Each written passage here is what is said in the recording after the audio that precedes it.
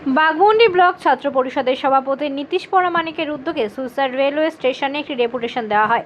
বৃহস্পতিবার মোট 4 দফা দাবি নিয়ে সুইসার স্টেশন ম্যানেজারের হাতে তুলে দেওয়া হয়। সুইসা কলেজ গেট থেকে রেলগেট পর্যন্ত পাকা রাস্তার ব্যবস্থা গ্রহণ করা সহ 4 দফা দাবি নিয়ে এদিনের মূলত ডেপুটেশন। ব্লক ছাত্র পরিষদের সভাপতি ছাড়াও নেতাজি সুভাষ আশ্রম মহাবিদ্যালয়ের ছাত্র পরিষদ ইউনিটের ছাত্রছাত্রীরা উপস্থিত ছিল এই কর্মসূচিতে। এই যে আপনাদের আজকে সুইসা রেলওয়ে স্টেশনে যে ডেপুটেশন দিতে এসেছেন, এটার সম্বন্ধে আপনি কি বলতে চান? আজকে আমরা কলেজে যে আমাদের 28শে আগস্ট তৃণমূল ছাত্র পরিষদের প্রতিষ্ঠা দিবস, সেটার প্রস্তুতি সবার জন্য আমরা সবাই সম্মিলিত হয়েছিলাম।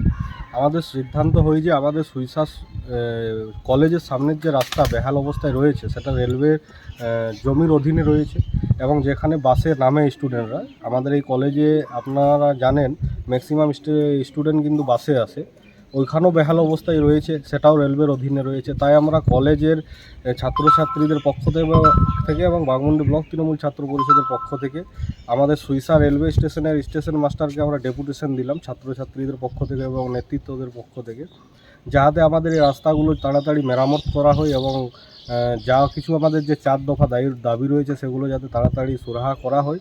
নতুবা আমরা তাদেরকে একটা ডেডলাইন দিয়েছি, নতুবা আমরা আরও বৃহত্তর আন্দোলনে যাব এবং আমরা উল্লেখ করেছি এই চিঠিতে, আপনি দেখতে পাবেন, যদি আপনারা করতে পারবেন না তাহলে আমাদেরকে এনওসি দিন। আমাদের ভরসা আছে আমাদের বিধায়কের উপর, শ্রদ্ধেয় সুশান্ত মাহাতো মহাশয় এবং আমাদের সরকার মাননীয় নেত্রী মমতা ব্যানার্জি।